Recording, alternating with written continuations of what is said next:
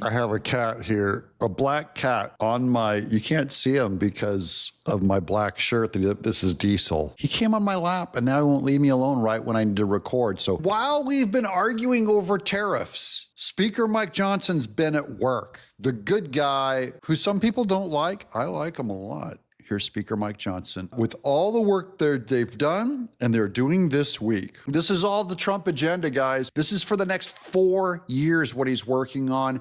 If Mike Johnson does not succeed, Trump 100% will be a failure of a president. So that's what's at stake, just in case I haven't been clear. To pass that, the Senate amendment, so that we can get to the next stage. The next stage in the process to deliver on President Trump's America First agenda is to get to the point we've all been waiting on. We've been working on this in the House for over a year to get to this point, to draft the actual reconciliation bill. And in that bill, Sean, we're going to do, the reason the president calls it the one big beautiful bill is because we're going to deliver on all these promises we made to the people, all the America First policies. We're going to restore the border, make sure we have the funding to do that well and right and permanently. Sean, we're going to add American energy dominance provisions. We're going to make sure we restore peace through strength, put in all the funding mechanisms to handle that and follow through with the president's orders, while also incorporating what DOGE is doing to make government work more efficiently and effectively. And most importantly, Sean, maybe equally important to all that, is that we're going to make sure we don't have the largest tax increase in U.S. history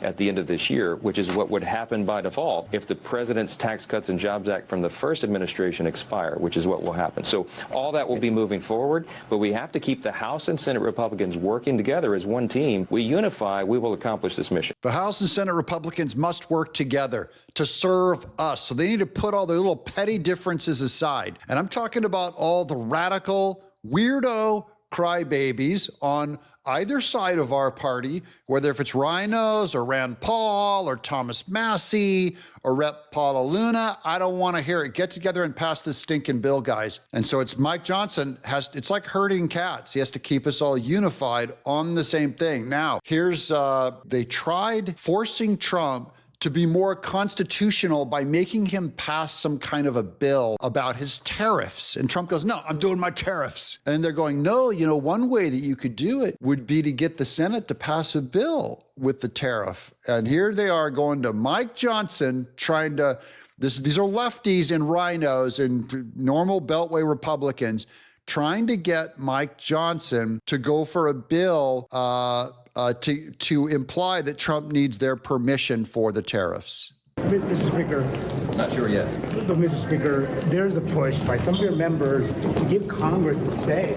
Don Bacon has a bill to give Congress a say and review the tariffs. Why not give Congress the opportunity to have it be a check on the president? Congress will weigh in on it, but with the president, with the administration in tandem, and I think you got to give the president the latitude, the runway to do what it is he was elected to do, and that is. Okay, now that is the argument. Mike Johnson is being hardcore, 100% true blue MAGA. Not a different agenda. This is for the people that say he's a rhino and a squish. Okay, he's not as much of a rhino and a squish as Thomas Massie is right now, and Rand Paul is right now, and Rep. Paula Luna is right now. He's going, because they're all saying, you know, hey, a tariff is a tax, and you can't have taxation without representation. And Mike Johnson goes, you know what? You got to give the president a long leash to perform the agenda that the American people voted. So basically, he's supporting Trump, and I agree that this is why Mike Johnson is one of Trump's biggest success stories. Speaker of the House. This is the guy you want in your pocket,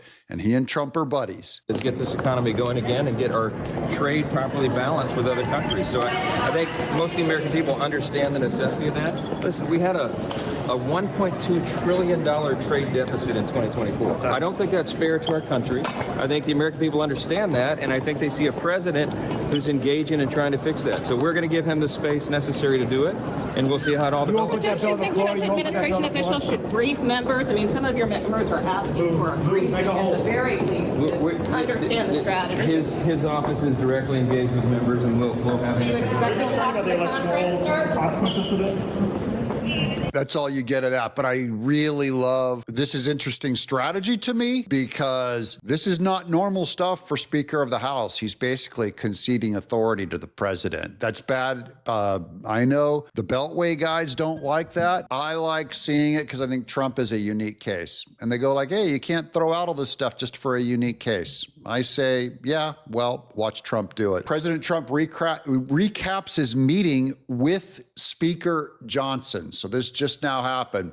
President Trump announced, I had a very good meeting today with the Speaker of the House and some of our more conservative members, all great people, the more conservative members. I let them know that I am for major spending cuts. We're going to do reductions, hopefully in excess of $1 trillion, all of which will go into the one big beautiful bill. Now that makes it harder to pass, guys. Believe it or not, the spending cuts actually make that big beautiful bill harder to pass. Because suddenly anytime you cut pork, you could lose a Republican here, a Republican there. But big beautiful bill is going to have $1 trillion in spending cuts. I think that would be outstanding. I, along with House members and senators, will be pushing very hard to get these large-scale spending cuts done, but we must get the bill approved now. Make America great again. And I agree with that. Here's another tweet by Ian Yeager. Just in, Speaker Mike Johnson confirms that the House will vote on passing the SAVE Act. Do you guys know what that is? This week, which will ensure that only American citizens vote in American elections. If you think it's kind of important for the Trump agenda and Trump's future and American conservatism for only Americans to vote in elections, you can thank Trump and thank his buddy Mike Johnson for getting that done this week. They're going to try to vote on the SAVE Act. And who's going to vote against that? It's going to be these little radicals. Now, here is a little more on unpacking what the SAVE Act is. Let's watch Mike Johnson. This is we're going to end on this 5-minute piece. Good morning. Glad to have you all here. It's a very, very busy week on Capitol Hill, as you know. We had a great boost of excitement in the Republican conference meeting this morning. We welcomed our 2 new members from Florida. We were delighted to win those seats handily, and so Congressman Jimmy Patronis and Randy Fine join us. We got them on their committees, and they are joining the team. That team is going to be very busy, as you heard, the recount of sort of what we're going to be working on over the next few days here. Between now and Thursday, the House is going to pass some really important legislation. We'll ensure that only American citizens decide American elections, as you heard. We're going to prevent activist judges from issuing these unconstitutional nationwide injunctions and legislating from the bench, which has become a real problem. And we're going to roll back 2 burdensome Biden-era CFPB rules. This is all common sense. All common sense issues, and they're things that make sense to the American people. Let me talk about the SAVE Act very briefly. You've heard some about this already. Polling shows that nearly 90% of the American people believe that proof of citizenship should be required to vote. There are few issues in American politics that enjoy that level of bipartisan support. This should pass with a massive bipartisan margin, but watch, it won't. The Democrats are contorting themselves into a pretzel, trying to justify some sort of vote against this. So last year they argued we were too close to a federal election to make voting changes. And then they said that non-citizens don't actually vote. And then they said the SAVE Act will somehow result in voter suppression. All that was total nonsense. Now they're claiming that the SAVE Act disenfranchises married women who change their last names. I mean, it's absurd. Okay, so you guys see how bad the arguments are by Democrats against this thing. So we're going to find out who's who in the zoo. The Democrats have no leg to stand on to oppose the SAVE Act. That's the good news. If this passes, he's telling you what's going to happen on Thursday. Boom, boom, boom. On this show, you get the actual news, not conspiracies, not weirdo, blah, blah.